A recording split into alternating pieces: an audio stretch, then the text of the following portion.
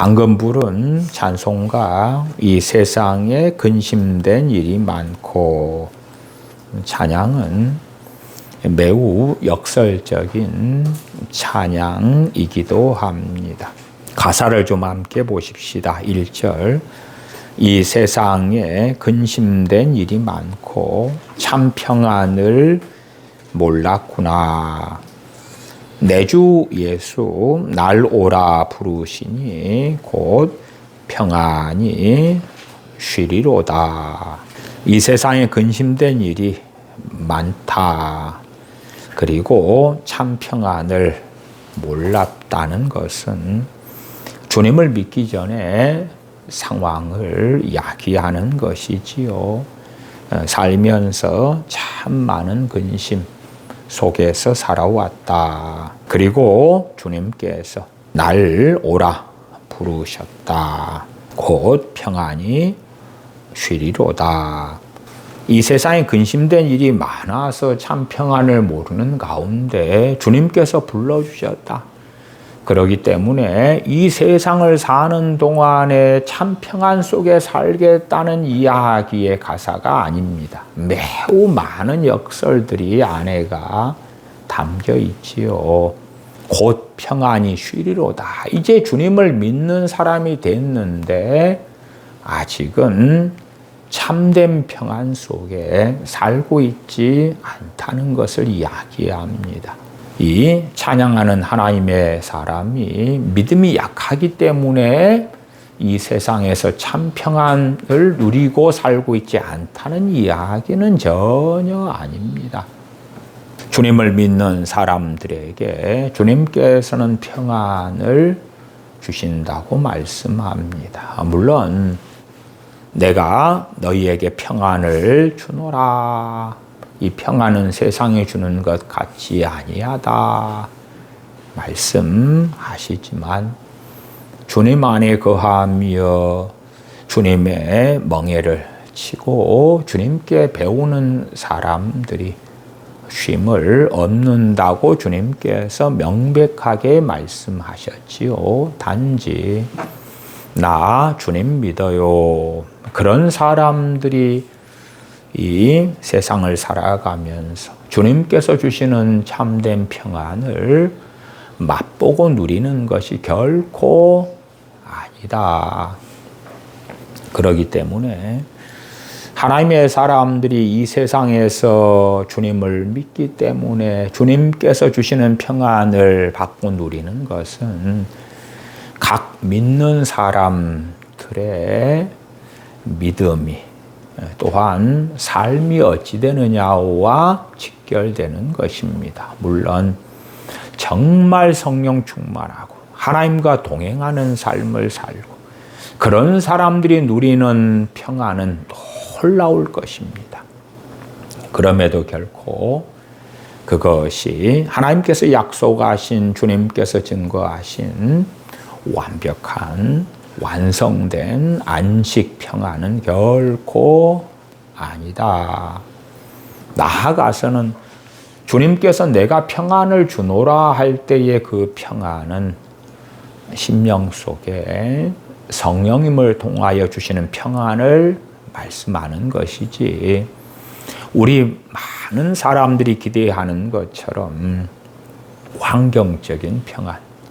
부모라면 자녀들이 잘 되고 건강하고 원하는 것이 잘 풀리고 아니면 남편과 아내, 남편이나 아내가 너무 사랑하고 믿음도 좋고 한마음 한뜻이 되고 또 부모와의 관계에서 오는 평안, 부모하고 마음이 너무 잘 맞고 심지어 부모가 굉장한 부자여서 자녀인에게 많은 재산을 증여해 주고 또한 나중에 돌아가실 때는 상속해 주고 그래서 먹고 살 걱정이 전혀 없게 해주는 세상적인 평안에 대한 이야기는 결코 아니지요.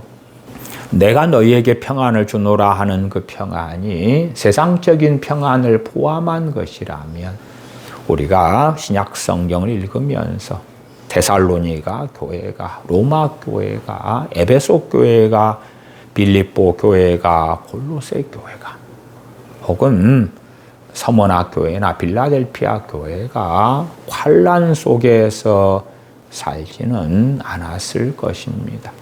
데살로니가 전서와 후서를 읽으면 데살로니가 교회는 얼마나 심각한 환난 속에서 살았는가를 알 수가 있지요. 로마 교회도 마찬가지입니다. 우리가 환난 중에도 즐거워하나니 믿음으로 인한 은혜로 인한 환난을 당하는데 주님을 의지하고 찾고 구하기 때문에 성령님의 도우심 가운데 즐거워하는 삶이 가능하다는 이야기를 하고 있어요.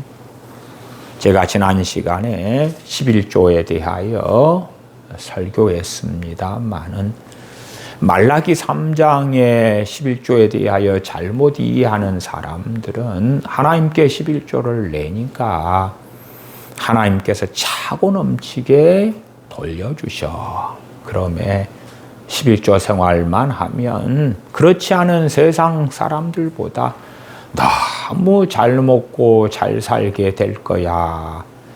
그러한 어리석은 성경 해석에 빠져서 잘못된 기대를 하고 살아가는 믿는 사람들이 많더라. 물론 저도 수십 년 전부터 많은 부흥사분들이나 많은 목회자들이 말라기 3장을 가지고 그러한 기복주의, 잘못된 물질 만능주의에 입각한 해석들을 해왔던 걸 들어왔습니다. 물론 또 극단적으로 어떤 사람들은 11조는 더 이상 할 필요가 없다. 그러한 어리석은 주장을 하기도 합니다만은 주님께서는 율법에 더 중한 바 의와 인과 신, 정의와 긍휼과 믿음을 버리면 안 된다. 그렇지만 11조도 해야 한다고 명백하게 마태복음 23장 23절에 말씀하셨어요.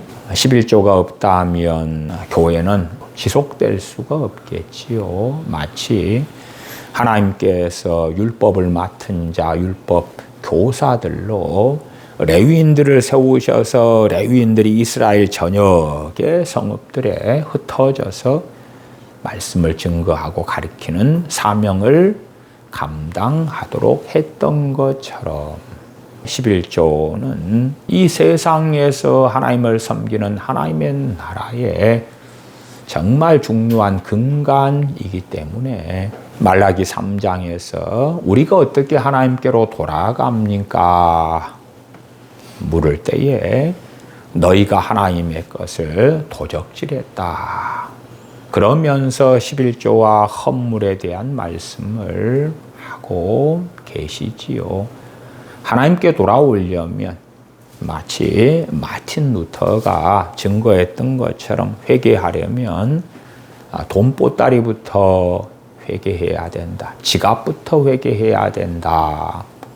했던 것처럼 선지자 말라기를 통하여 하나님께서는 하나님께 돌아온다면 너희가 하나님께 마땅히 드릴 온전한 11조와 헌물, 예물을 드려야 할 것이다.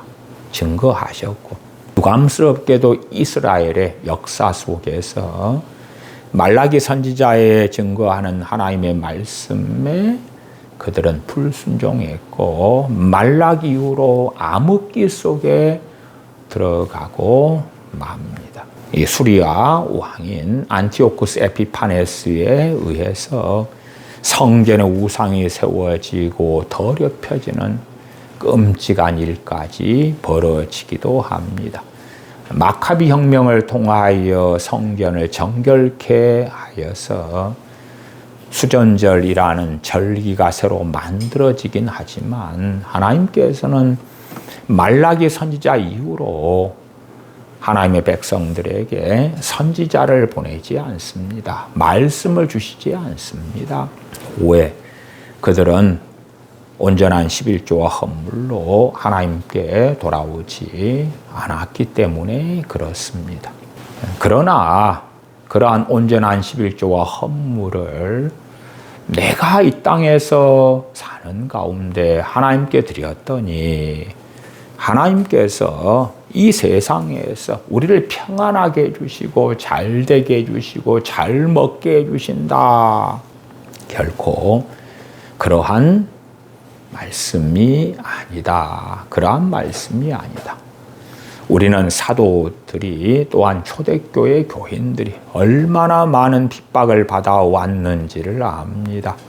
제가 자주 초대교회 때의 교회사를 말씀드립니다마는 313년에 콘스탄티누스 대제에 의하여 기독교가 공인되기 전까지 정말 악마 같은 로마의 10명의 황제들이 때때로 일어나서 얼마나 우리 주님을 믿고 섬기는 그리스도인들을 핍박했고 죽였는지, 그러한 심각한 박해를 했는지에 대하여 말씀을 여러 번 드렸습니다. 먼저 끔찍하게 박해했던 로마 황제가 네로였지요. 네로 황제. 그로 인하여 로마의 대화재의 범인이 그리스도인들이다. 그러면서 끔찍한 박해를 하면서, 그리고 때때로 313년 전까지 정말 많은 로마에 포악한 황제들이 일어나서 우리 주님을 믿는 사람들을 박해했지요. 그러면 초대교회 크리스천들이 11조만 드렸다면 박해가 사라지고 부요해지고 평안해지고 그랬을 거야 하는 것은 얼마나 어리석은 이해가 되겠습니까? 예루살렘 교회 초대교회에서 매일 구제를 받던 헬라파 과부들, 히브리파 과부들에게 여러분 매일 구제를 받을 필요 없어요. 매일 교회에서 사도들이나 집사님들이 주는 그 빵을 받아 먹고 사실 필요가 없으세요. 여러분들이 그 어려운 가운데에서라도 11조만 내면 여러분은 매일 이 빵을 얻으러 오실 필요가 없으세요. 차고 넘치게 하나님께서 주셔가지고 너무나 넉넉한 그러한 경제적인 상황을 맞이하게 되실 거예요. 그렇게 되지 않지요. 초대교회 때에 전 세계에서 주님을 믿는 사람들은 소수에 불과했지요.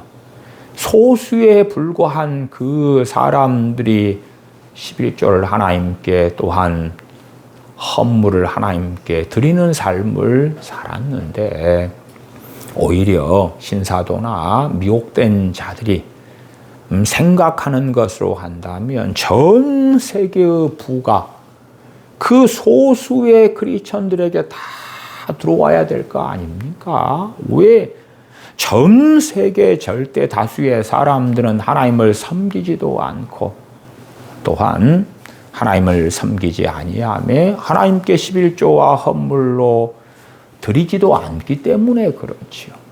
그러나 소수의 하나님의 사람들은 11조만이 아니라 주님을 위하여 자신의 생명까지도 내어 드리니까 전 세계 어마어마한 금들이 쏟아져 들어와야 할 거 아니냐, 그 말이에요.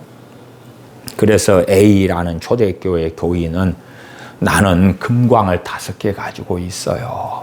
CEO가 됐어요. 금광에서 일하는 광부들이 5만 명이고, 거기에 내 집은 대골 같은 집이고, 왜 그렇게 됐어요? 예, 나는 11조를 했기 때문에요. 왕들도 내게 와서 돈을 빌리러 와요. 뭐 그런 일이 있었습니까? 전혀 없었지요. 10의 1이 아니라 10의 10을 드린 초대교회 때 하나님의 사람들, 특별히 사도들, 그들의 삶은 결코 윤택하지 않았습니다. 어느 시대 어느 나라의 사람들이 하나님께 헌금을 바쳤더니 11조를 드렸더니 몇 배로 경제적인 윤택을 주신다 주장하는 그 미혹된 가르침에 빠지는 경향이 있냐 그러면 경제 성장하고 있는 개발도상국이나 혹은 그 과정을 거쳐서 선진국이 된 나라에 살고 있는 크리스천들이 그런 경향을 가지죠. 우리나라 대한민국의 신앙의 여정 과정을 보면 얼마나 명백합니까? 박정희 대통령 때에 거의 매년 경제 성장률이 10% 이리저리 되었어요. 그 뒤에 전두환, 노태우 대통령 때도 그랬습니다만은 그렇게 어마어마하게 경제 성장이 돼 가니까 주님을 믿는 사람만이 아니라 세상 사람들도 점점점 부유하게 되어져 갔어요. 그리고 좀 더 객관적으로 이야기하자면 크리스천들보다도 세상 사람들이 더 상대적으로 부자가 되어져 갔어요. 상대적으로 부유하게 되어졌다 그 말이에요. 그러나 교회 안에서는 우물 안의 개구리처럼 목회자들이, 부흥사들이 거짓된 가르침을 해왔지요. 왜? 경제 성장이 어마어마하게 되어져 가니까 세상 사람들, 불신자들보다는 못해도 교회 안의 크리스천들도 점점점 잘 살게 되었거든요. 그래서 여러분이 기도했기 때문에 잘 살게 되었어요. 여러분이 하나님께 열심히 11조를 드렸기 때문에 잘 살게 되었어요. 여러분이 예배당 건축을 위하여 헌신하여 건축 헌금을 드렸기 때문에 이렇게 잘 살게 되었어요. 그러한 가함언 이설을 하니까 교인들이 생각하는 우물안 개구리의 어리석은 논리로 생각할 때 맞거든요. 맞아. 새마을운동이나 혹은 경제개발 5개년 계획이나 또한 대한민국이 점점점 한강의 기적 하나님의 은혜로 인하여 잘 사라지고 있는 점점점 윤택해지고 있는 그러한 것이 아니라 그러한 국가적인 객관성이 아니라 교회 안에 우물 안의 개구리로 우리가 믿음이 있기 때문에 열심히 새벽 기도하기 때문에 금요일 날 철야기도 하기 때문에 또한 순종하고 봉사하니까 하나님께 11조와 각종 헌금들로 드리니까 하나님께서 이렇게 부유하게 해주셨어. 그래서 부자 크리스천은 하나님께 순종하여 그 부를 받은 거기 때문에 크리스천 가운데 부자일수록 믿음이 더 좋아. 하나님이 함께 하시는 거야. 하나님과 동행하기 때문에 순종했기 때문에 11조와 각종 헌금들로 바친 사람들이기 때문에 하나님께서 그들을 부자로 만들어 주신 거지. 그러한 얼토당토하는 말도 안 되는 가르침들이 일찍부터 한국 교회 안에 깊이 뿌리 내려져 왔어요. 세상 사람들이 듣고 보면 웃을 일이지요. 이재용 회장의 재산이 증가했어요. 왜? 삼성의 주식 주가가 폭등했거든요. 그래서 최근에 증가된 재산만 해도 몇 조가 넘지요. 삼성 집안은 유명한 불교 집안이에요. 재산이 20조가 넘어가는 상황이 되었는데 믿음이 좋아서 11조를 내서 안 그렇지요.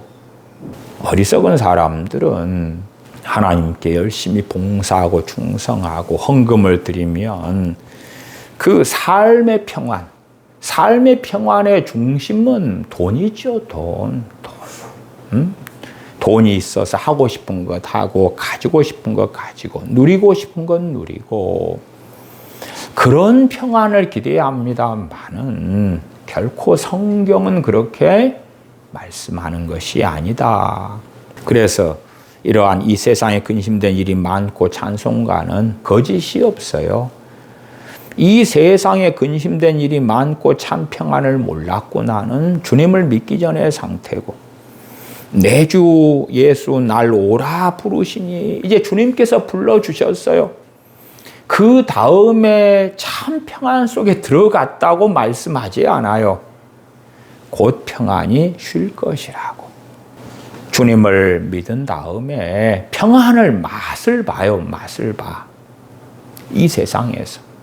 그리고 맛보는 그 평안은 환경적인 평안하고는 상관이 없어요. 오히려 환경적인 평안이라면 주님께서 내가 검을 주러 왔노라. 내가 온 것은 너희로 분쟁케 하려 함이로다. 한 집 안에 5명이 있는데 둘이 셋과 셋이 둘과 분쟁하리라. 그러지 내가 왔다 그러니까 나로 인하여 너희 가족이 하나가 될 것이야. 너희들이 너희 가족을 위하여 기도만 하면 번듯한 사람들이 되고 믿음 좋은 사람, 성령 충만한 사람, 주님을 사랑하는 사람, 진리의 사람, 거룩한 사람, 그런 사람들이 될 거야. 그런 말씀 성경 66권에 어디에도 없어요. 우리가 히브리서를 보면 히브리서 11장 등에 믿음 하는 믿음장을 발견하기도 해요. 그러면 신약 성경에 계속하여 로마서나 야고보서나 히브리서나 믿음의 조상으로 누구를 이야기해야 합니까? 아브라함으로 가죠. 아브라함은 믿음의 조상이고 놀라운 믿음의 사람이에요. 아브라함만이 아니라 그의 아내 사라도 마찬가지죠. 그런데 아브라함은 그 놀라운 믿음으로 자신과 하갈 사이에 낳은 첫째 아들인 이스마엘을 변화시켰나요? 하나님의 벗이다 칭함받는 아브라함. 아브라함의 기도로 이스마엘을 바꾸진 못해요. 그건 본래 하나님께서 하나님의 형상대로 지음받은 사람들에게 주신 자유의지와 전혀 잘못된 이야기가 되죠. 기도를 통하여 하나님의 은혜의 마중물이 주어질 수는 있는데 기도를 통하여 어떤 사람을 강제적으로 개종시키거나 강제로 바꾸거나 그런 일은 존재하지 않아요. 제가 대한민국 교회에 오랫동안 유행해 왔던 중보기도에 대하여 그렇게 문제점을 제기했고 가장 기본적으로는 중보기도라는 단어부터가 참 끔찍하다. 성경을 보면서 중보는 한 분이시다. 그런데 놀랍게 로마 가톨릭이 마리아를 마치 주님의 자리에 세워서 마리아에게 기도하는 것처럼 주님을 믿는 사람들이 내가 중보자야. 내가 중보 기도자야. 내가 하나님과 당신 사이에 서서 기도해 줄게. 내가 내 아들을, 딸을, 남편과 아내와 부모, 형제를 위하여 중보 기도하노라. 나는 중보 기도할 만한 놀라운 영성, 놀라운 믿음, 놀라운 경건을 가지고 있노라 하는 미치광이 믿음 속에 수십 년 전부터 지금까지도 많은 크리스천들이 살고 있는 거예요. 저런 오픈 AI, 챗 GTP보다 못한 크리스천들이 길바닥에 널려 있는 거예요. 챗 GTP한테 야, 대한민국의 개신교인들이 중보기도 한답시고 한다. 그런데 성경을 통해서 그들이 타인들을 위해서 남을 위해 하는 기도를 중보기도라고 사용하는 것 맞냐 틀리냐 물어보면 명백히 잘못된 것입니다. 성경은 오직 중보라는 단어를 쓸 수 있는 이는 예수님에게만 국한시키고, 그렇기 때문에 중보기도를 하실 수 있는 분은 예수님밖에 없습니다. 그래요. 그런 오픈 AI보다 못한 크리스천들. 그래놓고 나는 WCC 반대합니다. 나는 NCCK 반대합니다. WEA 반대합니다. 물론 저는 WCC나 NCCK를 명백하게 반대하고, 또한 합동이나 고신교단이 WEA에 대하여 이야기한 것처럼 그들은 너무 위험한 길을 가고 있다고 명확히 말씀드려요. 언제 기회가 있으면 WEA에 대하여서도 좀 말씀을 드리긴 해야 되는데 짧게는 말씀을 못 드리니까 제가 WEA에 대한 자료만 A4 한 16페이지 정도 만들어 놓았는데 근다고 해서 그걸 5분짜리로 10분짜리로 간략하게 다루어 가지고는 그건 좀 너무나 좀 편협된 이야기가 되니까 그 긴 이야기 최소한으로 줄여도 A4 그렇게 뭐 10장은 넘어가는 이야기를 어떻게 간략하게 20, 30분 안에 할 수 있을까 고심하지만 쉽지 않아서 제가 이야기는 안 하고 있습니다. 올해 WEA에 서울총회도 있었고 작년에 인천에서 WEA 총회 했던가요? 그러고 WEA가 대한민국에 판을 치고 있긴 하지요. 어쨌든 나는 WCC 같은 거 반대해요. 그러면서 저 로마 가톨릭 천주교가 하는 짓거리와 유사한 짓거리나 심지어 내가 중보기도자요. 그러한 중보기도라는 명칭 자체부터가 이미 광증에 쌓인 것이고 로마 가톨릭과 50보 100보 별 차이가 없는 어리석음 속에서 사는 것과 같은 거지요. 중보기도가 아니라 타인을 위한 기도, 다른 사람을 위한 기도가 되어야 되죠. 어떻게 자신이 마치 주님의 자리에 있는 것처럼 망상하면서 오 주여, 오 하나님, 내가 내 자식과 하나님 사이에 서서 중보기도합니다.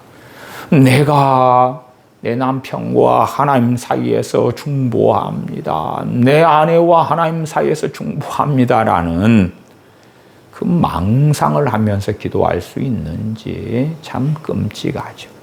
그래서 대한민국 교회를 지배하는 기도에 대한 가르침은 기도 만능주의. 기도만 하면 되는 거야. 기도만 하면 세상의 평안을 가져올 수 있을 거야. 기도만 하면 문제가 해결되고 어려움이 사라지고 그럴 거야. 그러나 우리는 초대교회 때의 믿음의 삶을 알아요. 그들은 11조하고 나아가서 그들의 모든 걸 드리고 주님 때문에 핍박을 받고 또한 기도라면 우리보다 몇 배 더 많이 하고 사는 믿음의 삶. 그렇다면 초대교회 때는 지금보다 더 좋은 서구 유럽의 그 어느 나라보다 더 아름다운 복지국가 그러한 삶을 누리고 살았어야 될 거예요. 저 아일랜드가 얼마나 잘 삽니까? 그러면 그 아일랜드에 사는 부자들보다 더 멋지고 더 아름다운 윤택한 삶을 초대교회 교인들은 누리고 살았어야 돼요. 스테반 집사님 같은 분은 일론 머스크가 와도 아이고 스테반 형님, 제가 가진 재산은 스테반 형님에 비하면 세 발의 피입니다. 저 무슨 젠슨 황 그런 사람이 와서 아이고 스테반 형님 존경합니다. 또 세계적인 투자자 누가 와서 스테반 형님, 형님이 뭐만 투자하라 하면 100배, 1000배가 올라가 버리네요. 저는 형님 앞에서 재산으로 명함도 못 내밀겠어요. 전도자 빌립 집사님 앞에 젠슨 왕이 찾아와서 아이고 정말 너무나 놀랍고 존경스럽습니다. 나도 재산 좀 있다고 방귀 좀 끼는 사람인데 형님 앞에서는 도무지 명함을 못 내밀겠습니다. 그러니 나도 예수님 믿을래요. 나도 예수님 믿고 헌금 드리고 신앙생활하고 기도 만능주의에 사로잡혀서 기도 좀 하면 지금보다 더 많은 재산을 얻을 거고 더 많은 성공을 할 거고 더 놀라운 투자 성공을 거두게 될 거예요. 뭐 그럽니까? 그러한 일이 어디 있단 말입니까? 그러나 많은 주님을 믿는 사람들은 주님을 믿는 믿음을 통하여 자기가 사는 삶, 자기의 세상에 평안을 가져오려고 그럽니다. 주님께서 주시는 평안은 내 가정에 임하는 평안은 아니고 내 삶의 환경에 임하는 평안 아니고 내 주변 사람들에게 임하는 평안이 아니고 내 돈에 내 재정에 임하는 평안은 아닙니다. 주님과 하나님과 1대1의 관계 속에서 성령님의 역사하심을 따라서 주시는 평안이기 때문에 성령님의 9가지 열매를 통하여 평안을 말씀하세요. 사랑과 희락과 화평과 할 때 그 화평이 영어로 피스, 평안을 이야기합니다. 오래 참음과 자비와 양선할 때 성령님의 열매 가운데 오래 참음, 인내가 있다는 것은 얼마나 놀랍습니까? 오래 참음 같은 것은 없애야 되지 않겠습니까? 항상 좋고 주님을 믿으니까요 성령 충만하니까 항상 기쁘고 즐거운데 그렇다면 오래 참음이 있을 필요가 없죠. 왜 있습니까? 어리석은 사람들은 성령 충만만 받으면 날마다 천국 속에 살 거야 라고 착각하죠. 그런 사람들은요 성령 충만을 받았어도 아주 옛날에 받았고 그리고 그 성령 충만도 잠깐만 유지했고 아니면 성령 충만을 받은 적이 없는 거예요. 정광훈 씨나 장경동 목사 씨 같은 사람이 성령의 나타남 그 집회를 전국을 다니면서 오살리 기도원부터 시작해서 큰 교회들 얼마나 오랫동안 많이 했습니까? 지금도 하는지는 제가 모르겠네요만은 그들이 주장하는 성령의 나타남, 그 중에 핵심 중에 하나가 성령 충만 아닙니까? 성령 충만을 받으면 천국의 삶을 사는 거야. 말이 안 되죠. 그런 사람들은 과거에 성령 충만을 받았는지 몰라도 우리의 경험, 체험에 대한 기억이라는 것은 시간이 흘러가면 왜곡된다고 말씀드렸죠. 심지어 오늘 겪은 일이라도 겪으면서 왜곡을 시켜버리는 것이 사람이란 존재입니다. 그 사람이 비양심적일수록 비윤리적일수록 어리석을수록 완악할수록 지금 내가 보고 있는 것을 듣고 봄에도 더 심각하게 현장에서 왜곡을 시켜버려요. 그러면 세월이 흘러가는 것에 대한 기억의 왜곡은 훨씬 더 심화됩니다. 왜? 자기의 가치관을 따라서 뜯어붙여버리는 거예요.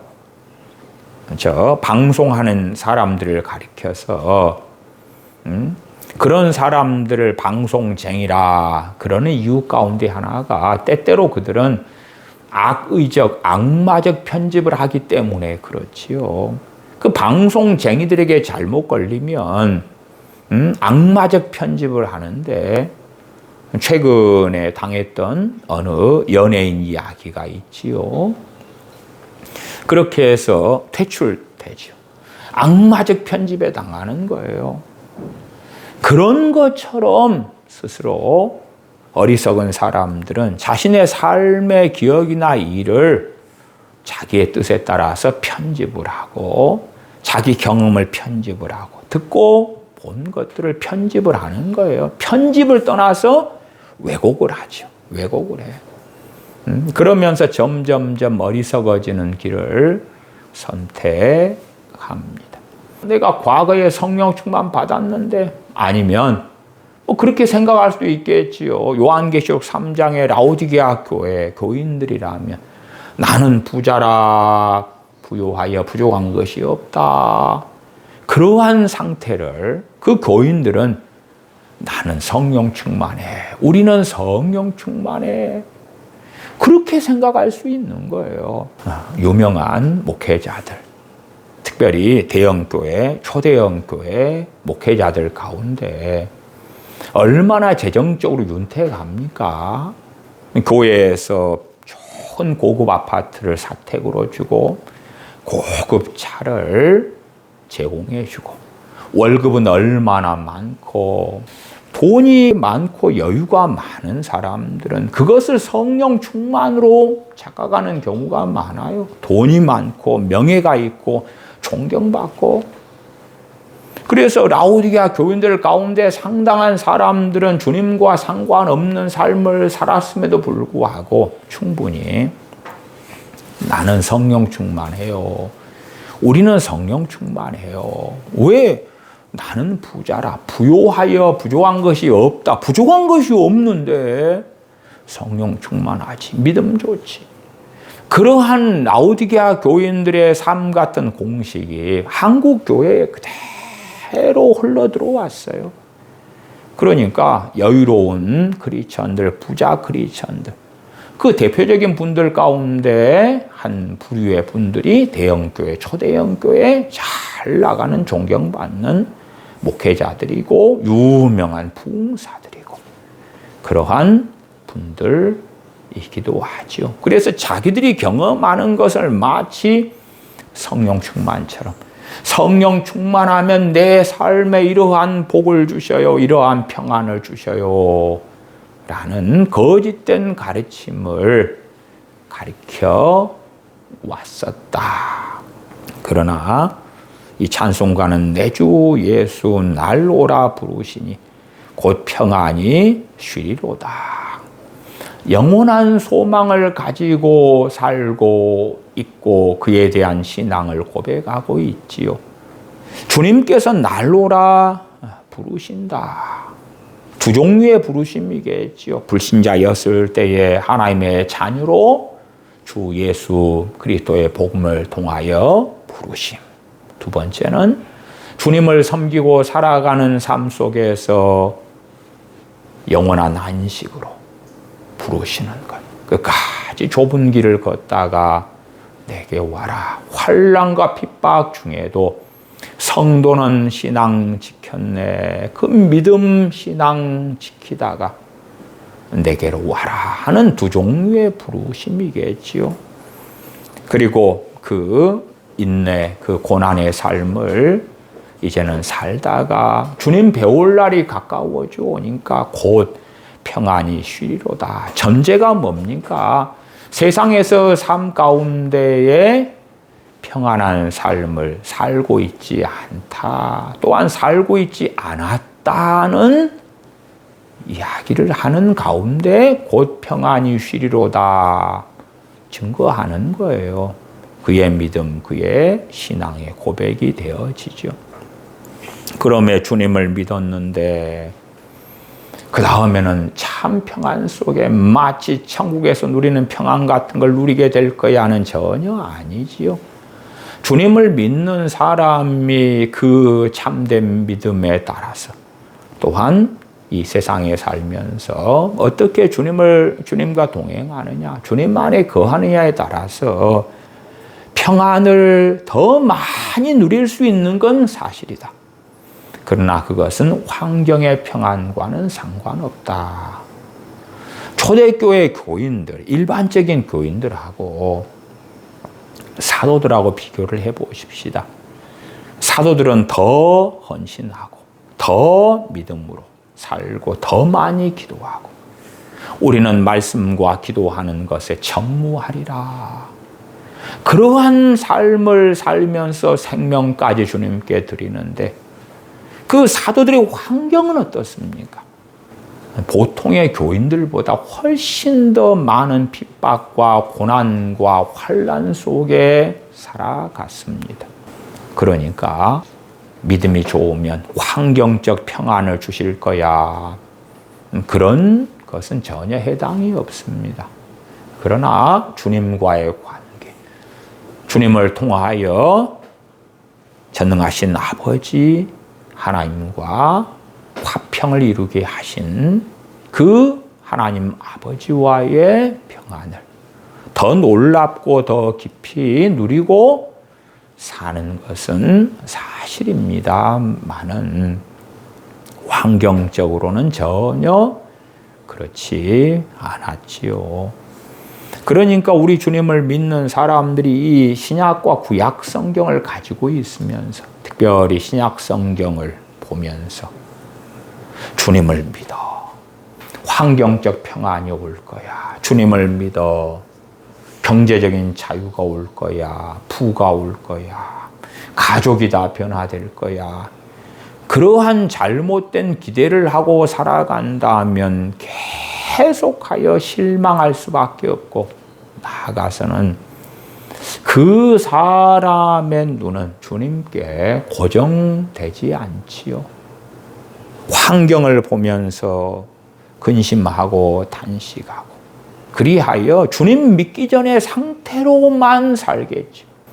주님을 믿기 때문에 영원한 완성된 안식에는 아직 내가 세상에 살기 때문에 들어가지는 못하고 있지만 그러나 주님으로 인하여 천국에서 맛보고 누릴 얼마의 안식을 이 세상에서 누리고 세상 사람들이 알지 못하는 평안을 맛보고 가지고 소유하고 살아야 하는 것은 당연한 이야기고 또한 나는 주님께서 주신 평안을 가지고 있습니다.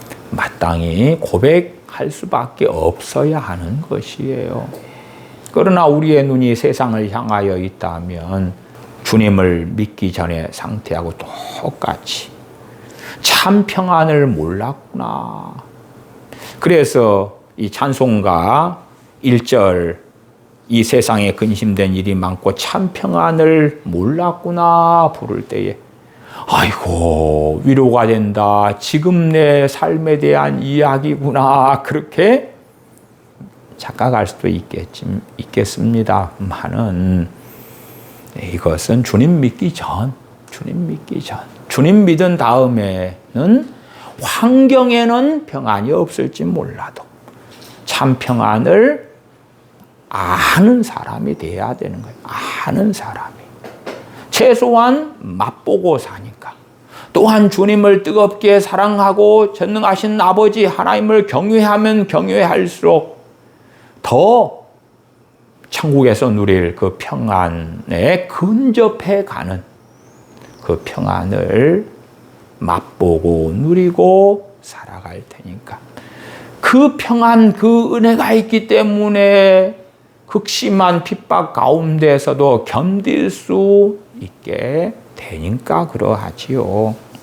후렴 주 예수님 구원의 은혜로다. 참 기쁘고 즐겁구나.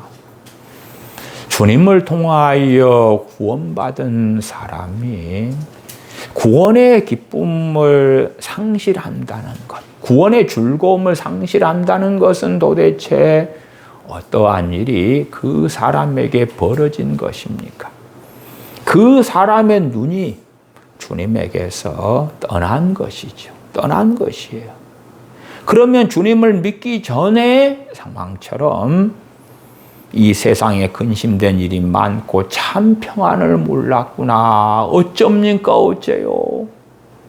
그러니까 동일한 찬송가를 같이 부르면서도 해석이 다른 거고 이해가 다를 때가 유감스럽게 참 많아요. 심지어는 주 예수님 구원의 은혜로다. 참 기쁘고 즐겁구나. 그렇게 찬양을 하지만 주님, 왜 나한테는 이 구원의 기쁨과 즐거움을 안 주시는 거예요? 그럴 수도 있는 거예요.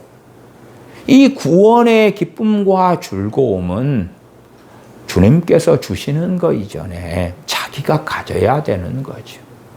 자녀를 키우다 보면 동일한 것을 먹고 마심에도 불구하고 어떤 자녀는 그걸 먹고 마시면서 너무 즐거워하고 기뻐하는 자녀가 있고, 어떤 자녀는 같은 걸 먹고 마심에도 불평불만하는 자녀가 있어요.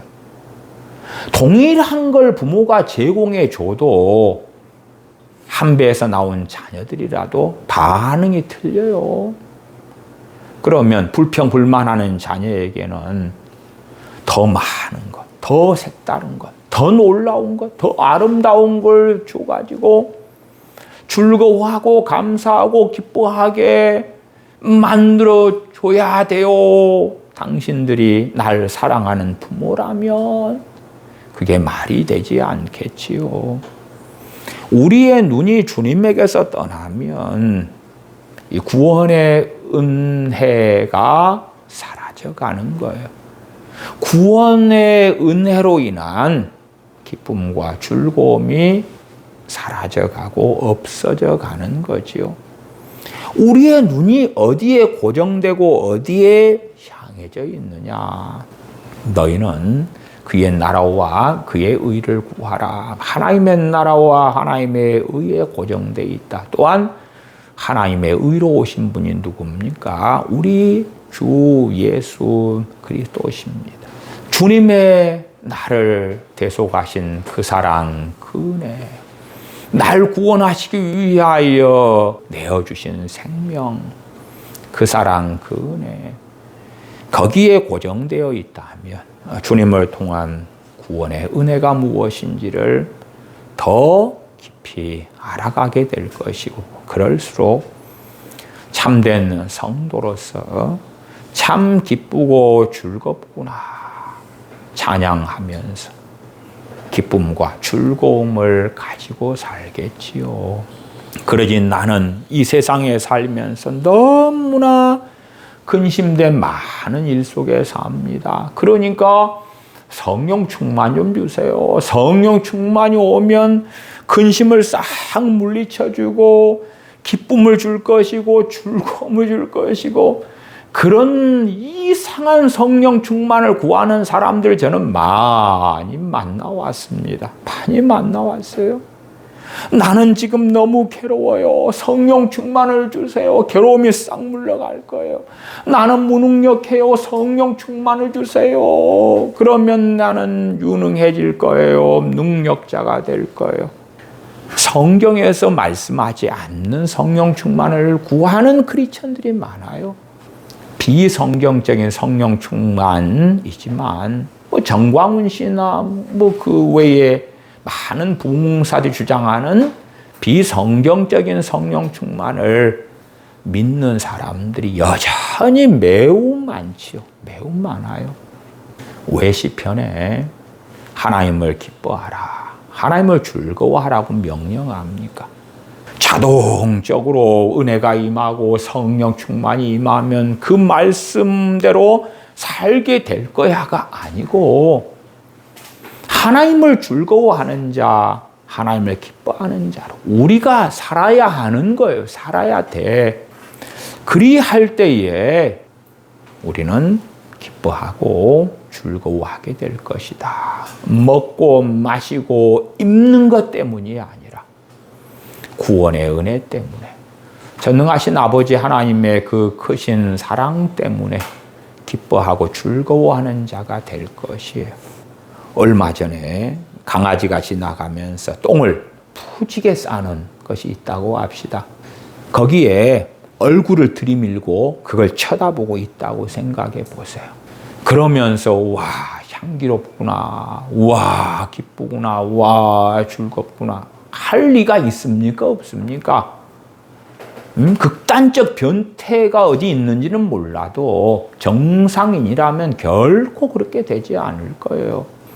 그 사람의 눈이 이 세상에 근심된 많은 일을 향하고 있고 거기에 마음을 두고 살아가면서 기쁘기를 원하고 즐겁기를 원한다면 그것은 절대 말이 안 되는 이야기가 되어지죠. 최소한 헛된 기대는 하지 마십시다.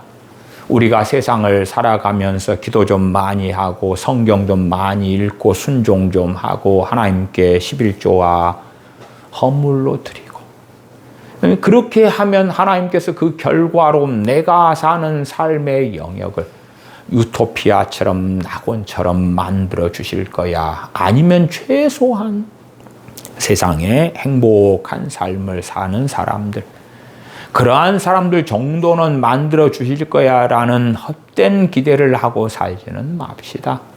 그렇게 살았던 하나님의 사람들은 없습니까? 없습니까? 다니엘 선지자가 그랬습니까? 물론 어떤 어리석은 사람들은 다니엘 선지자는 바벨론의 총리였고 페르시아 바사의 총리였고 막 그런 소리를 하면서 이인자였기 때문에 얼마나 큰 권력과 재력을 가졌을까라는 헛소리를 합니다만은 다니엘 선지자는 기도한다는 이유 때문에 사자굴에 총리 때 던져진 사람이지.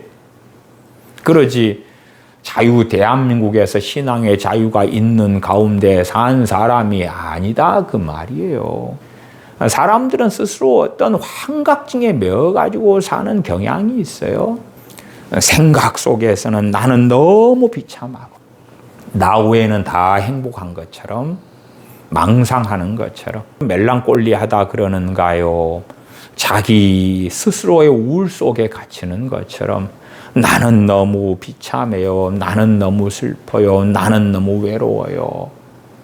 나는 아무도 알아주지 않아요. 나는 이렇게 슬픈 사람인데 스스로 그렇게 비성경적인 자기 비하 속에 살아가는 사람들도 꽤 많아요.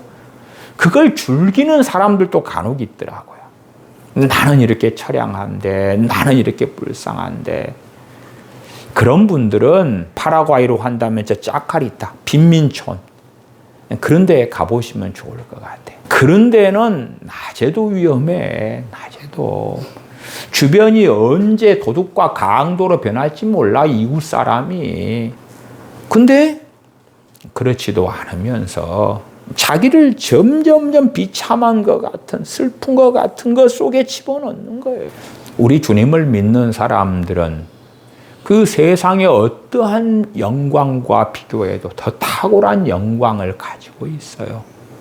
하나님의 자녀라는, 구원받은 하나님의 백성이라는 이 근심된 세상을 살고 난 다음에 천국을 유업으로 상속받을 것이라는 그 놀라운 영광을 입은 자들이죠. 그러나 눈이 세상으로 향한 다음에 저 한국식으로 한다면 저 사람은 강남 아파트에 살고 명품이 몇 개고 외제차를 타고 다니고 연봉이 얼마고 월에 얼마를 벌고 재산이 얼마고 크루즈 여행을 다니고 해외여행을 밥 먹듯이 하고 살아가고 와, 왜 나는 그렇지 못한가. 나는 너무 처량해, 슬퍼, 가여워, 불쌍해. 그렇게 살아가면서 자기를 더 비참하게 만드는 잘못된 정신 상태, 잘못된 생각, 잘못된 마음으로 가는 이들도 있더라. 그러한 이들이 나는 왜 기쁘지 않습니까? 즐겁지 않습니까? 그러면서 세상을 통해서 기쁨과 즐거움을 얻어보려 하거나 아니면 나를 왜 이렇게 불쌍하게 놔두십니까? 내게 은혜를 주시고 내게 성령 충만을 주시면 나는 기뻐질 거예요. 즐거워질 거예요. 그런데 그것은 뭐냐? 그러면 스스로 똥통 속에 들어가서 주저앉아 있으면서 왜 똥냄새가 나지? 왜 더럽지? 왜 이렇게 몸에 구더기가 기어다니지? 왜 이리 힘들지? 왜 똥독이 내게 오르지? 그런 것과 똑같은 거예요. 하나님께서 나를 사랑해 주시고 내게 은혜 주시고 성령 충만을 부어 주시면 나는 기쁘고 즐거워질 테니까 이것은 하나님이 해야 될 책임이에요. 하나님의 몫이에요. 그러면 나는 그걸 기도하면서 기대하면서 기다리고 있어요. 그런 이들이 있더군요. 아니라고 설명을 좀 해도 받아들이지 않는 거예요. 왜? 자기에게 책임이 없다고 그렇게 해야지 편안해지는 모양이지요. 그러나 이 찬송과 가사는 얼마나 명확합니까? 주 예수님 구원의 은혜로다. 이렇게 찬양하고 노래하고 주님께 눈이 맞춰지면 참 기쁘고 즐겁구나 하는 고백은 당연히 이어질 수밖에 없는 것이지요. 그래서 우리의 눈이 전능하신 아버지 하나님께 또한 우리 주님께 맞춰져 있느냐? 그 구원의 은혜에 맞춰져 있느냐? 구원하신 그 사랑에 맞춰져 있느냐? 그렇지 않느냐를 확인하려면 돈으로 오는 기쁨 평안, 많은 소득으로 오는 기쁨 평안, 세상 즐거움들로 오는 기쁨 평안이 아니라 구원의 은혜로 인하여 그것을 가진 자, 얻은 자, 받은 자, 누린 자, 구원으로 하나님께서 불러주신 자, 하나님의 자녀로 삼아주신 자가 된 기쁨과 즐거움을 내가 가지느냐. 한 3일을 굶었다고 합시다. 3일을 굶으면 남의 집 담장도 넘어가려고 하겠지요. 3일을 굶어서 그 무엇이라도 먹을 수 있을 것 같은 사람에게 그가 좋아하는 음식을 주면 어떻습니까? 그는 입에서 침이 막 나올 것이고 한 숟갈 두 숟갈 먹으면서 기쁨의 노래를 부르겠지요. 그건 그 사람 스스로 하는 거예요. 스스로. 강제로 하는 게 아니에요. 스스로 하는 거예요. 그가 주님에게서 마음이 떠나면 이러한 기쁨을 그렇게 말합시다. 영적인 기쁨, 영적인 즐거움 그렇게 말합시다. 이 기쁨과 즐거움이 없겠지요. 누릴 수도 없고 가질 수도 없겠죠. 하나님이 주시는 게 아니라 내가 하는 거예요. 재미난 드라마를 보면서는 기뻐하고 즐거워하죠. 그걸 하나님께 달라고 그럽니까? 안 그러지요. 자기가 좋아하는 가수가 노래를 부르는 걸 들으면 즐거워하고 기뻐하겠지요. 그러지 하나님, 내가 좋아하는 가수가 노래를 부르는데 나로 하여금 기뻐하고 즐거워하게 해주세요. 그럽니까? 안 그러지요. 안 그래. 정말 이상한 신앙생활을 하는 사람들이 의외로 많습니다. 의외로 많아요.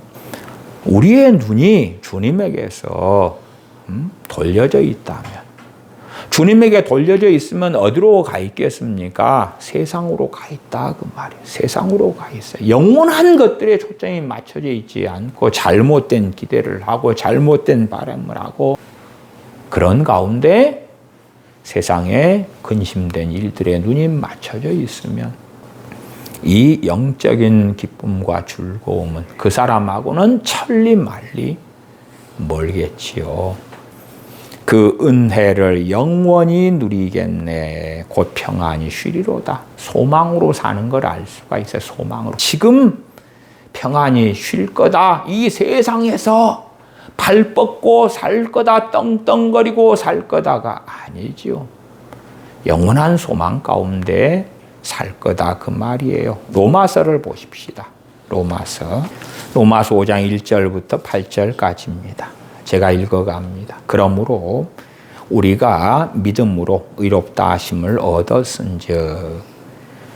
사도 바울은 복음을 증거하면서 정말 많은 환난과 핍박을 당합니다. 그런데 사도 바울의 눈은 믿음으로 의롭다 하심을 받은 것에 있습니다.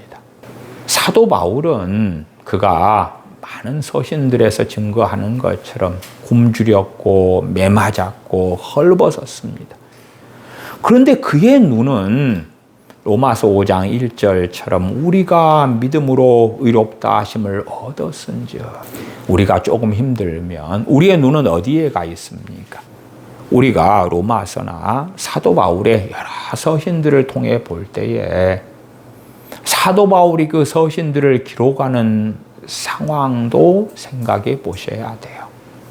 어떠한 비참한, 어떠한 참담한 환경, 어떠한 환난 핍박 속에서 그 서신들을 기록하고 있는가? 우리가 빌립보서는 기쁨의 서신이라 그래요. 그러면 에베소서, 빌립보서, 골로새서를 뭐라 그럽니까? 옥중 서신이라 그러죠. 지금 대한민국의 감옥 같은 그런 감옥이 아니에요. 그러한 상황 속에 사도 바울은 빌립보서를 쓰면서 기뻐하라. 내가 다시 말하노니 기뻐하라 그래요. 하나님이 기쁨을 주실 것이다가 아니고 기뻐하라고야, 기뻐하라고. 그런 것처럼 5장 1절, 그러므로 우리가 믿음으로 의롭다 하심을 얻었은즉 우리 주 예수 그리스도로 말미암아 하나님으로 더불어 화평을 누리자. 주님을 믿었기 때문에 항상 하나님과의 관계가 화평하다는 게 아닙니다. 주님을 믿는다고 하면서 죄 가운데, 세상 가운데 주님 안에 거하지 않으면 그 사람은 화평을 누리지 못합니다. 화평을 누리지 못해요. 그러니까 화평을 누리자. 하나님으로 더불어 화평을 누리자. 누구로 말미암았어요? 우리 주 예수 그리스도로 말미암아. 라고 주님을 믿는 로마 교인들에게 사도 바울은 증거하고 있는 거예요. 그러지 잘못된 교리와 신학처럼 예수님을 믿잖아. 그러면은 항상 화평을 누릴 수 있어. 누리고 있다고 하자. 지금도 화평하다고 하자. 그런 거짓말. 그러나 주님을 믿는 사람이요, 주님을 통하여 화평을 누리는 건 맞는데, 그러나 화평을 누릴 것이냐, 누리지 않을 것이냐는 그 사람과 하나님과의 관계에 있는 것이지요. 주님께서 자신의 생명, 자신의 피로 화평을 이루어 주신 건 맞는데, 그것을 주님을 믿는 사람들이 누리느냐 그렇지 않느냐는 각자의 믿음, 신앙에 달려있는 것이지요. 2절 또한 그로 말미암아 우리가 믿음으로 서 있는 이 은혜에 들어감을 얻었으며, 믿음으로 서 있는 이 은혜에 들어감, 이 은혜 가운데 가장 놀라운 은혜가 무엇입니까? 하나님의 나라에 들어가는 그 은혜, 구원을 받은 그 은혜, 그 은혜에 들어감을 얻은 것이죠. 그러나 우리의 눈이 거기에서 옮겨지면 이 주님을 통하여 은혜에 들어감에 대하여 의미가 없어지겠죠. 감사가 없어지겠죠. 찬양이 없어지겠죠. 내게는 그것이 소중한 것이 아니니까. 내게는 그것이 귀중한 것이 아니니까. 하나님의 영광을 바라고 즐거워하느니라. 즐거워하는 주체는 누굽니까? 주님을 믿는 사람들. 또한 은혜에 들어감에 눈을 맞추고 있고 그에 대하여 찬양하며 감사하는 그 사람들이죠.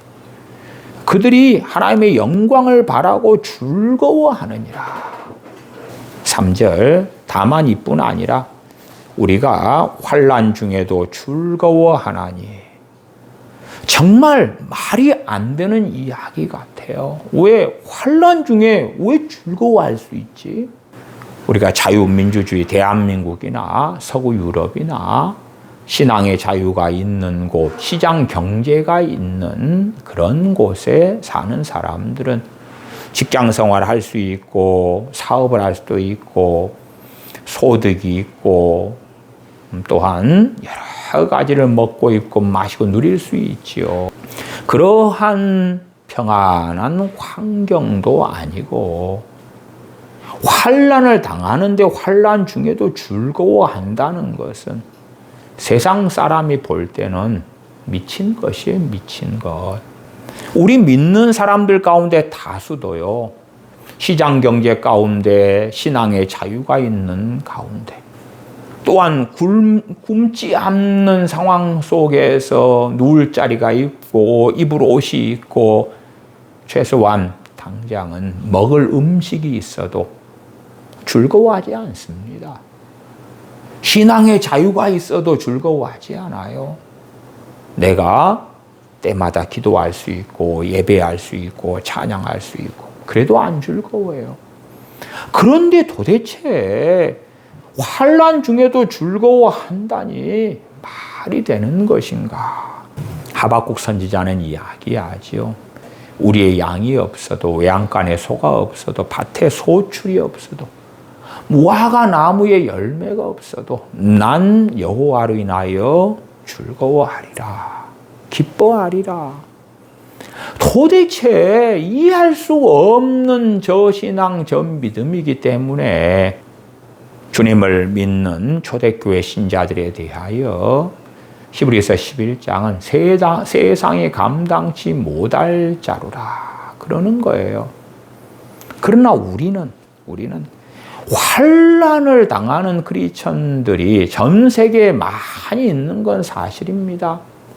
저 이슬람이나 이스라엘에서도 그렇고 북한 끔찍하죠. 중국도 그렇고 인도도 그렇고 정말 많은 나라들에서 주님을 믿는 그리스도인들이 환난을 당합니다만은 그럼에도 우리들 같이 대한민국, 미국, 이렇게 파라과이, 독일, 영국, 일본, 많은 나라들에 살고 있는 그리스도인들은 신앙의 자유를 누리고 또한 직장을 구하고 직업을 구하고 많은 일을 하면서 살아가고 있고 환난을 당하지는 않아요.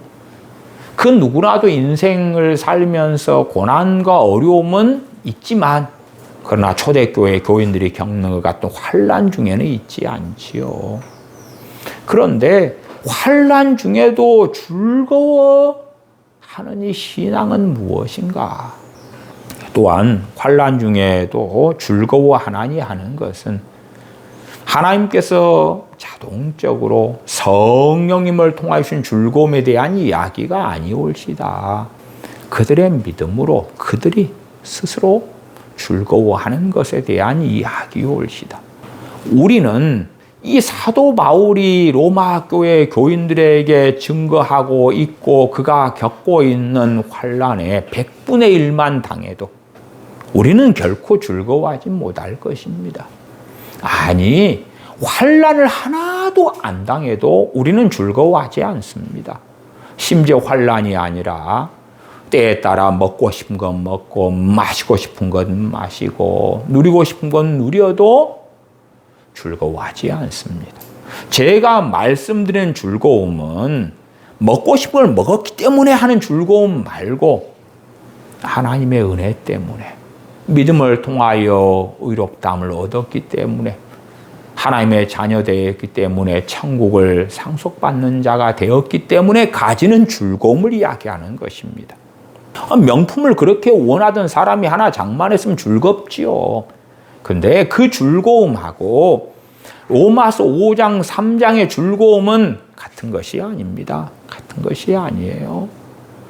내가 아파트 청약을 넣어가지고 당첨이 됐어요. 그리고 내가 원하던 아파트에 들어가 살게 됐어요. 그러면 즐거워하겠지요만은 그 즐거움은 로마서 5장 3절의 즐거움하고는 아무 상관이 없습니다. 또 이 찬송가 주 예수님 구원의 은혜로다 참 기쁘고 즐겁구나 이 즐거움과 아무 상관이 없는 것이지요. 다만 이뿐 아니라 우리가 환난 중에도 즐거워하나니 이는 환난은 인내를, 환난을 받으니까 변태어 가지고 아우 좋아 행복해 그래서 즐거워하는 것이 아니라 내가 당하는 환난이 인내를 만들어내니까 또한 이 인내는 연단을 받게 하니까 믿음의 연단을 받는 것이지요. 연단은 소망을 이루는 줄 알미로라. 연단을 받으면서 단련받으면서 신앙의 단련, 믿음의 단련을 받으면서 소망을 이룬다 하는 것입니다. 5절 소망이 부끄럽게 아니함은 우리에게 주신 성령님으로 말미암아 하나님의 사랑이 우리 마음에 부은 바 됨이니 우리가 아직 연약할 때의 기약대로 그리스도께서 경건치 않은 자를 위하여 죽으셨도다. 의인을 위하여 죽는 자가 쉽지 않고 선인을 위하여 용감히 죽는 자가 혹 있거니와 우리가 아직 죄인 되었을 때에 그리스도께서 우리를 위하여 죽으심으로 하나님께서 우리에게 대한 자기의 사랑을 확증하셨느니라 말씀합니다. 물론 우리는 하나님께서 우리에게 하시는 사랑의 확증이다 그러면 세상에서 내가 얻고 누리고자 하는 것들을 얻고 누리는 것으로 하나님 사랑하심을 좀 보여보세요 하겠습니다만은 그 사랑의 확증은 그리스도께서 우리 죄인들을 위하여 죽으신 것이니까 그 믿음이 더 불타오를수록 하나님의 그 놀라운 사랑의 깊이와 넓이와 길이 속에 들어가게 되는 것입니다. 그러나 죄인들을 위하여 주님께서 죽으신 그 하나님의 사랑 속에 들지 않으면 않을수록 더 어리석어져 가면 어리석어져 갈수록 우리는 하나님의 사랑에 대하여 알지 못하는 소경이 되어져 갈 것입니다. 기도하겠습니다. 아버지 하나님, 저희가 어리석은 자 되어져서 저희의 눈이 전능하신 아버지와 사랑하시는 주님께 맞춰져 있기보다 세상에 맞춰져 있어서 세상의 많은 일들로 어리석게 근심하며 탄식하는 자들이 되어져 왔습니다.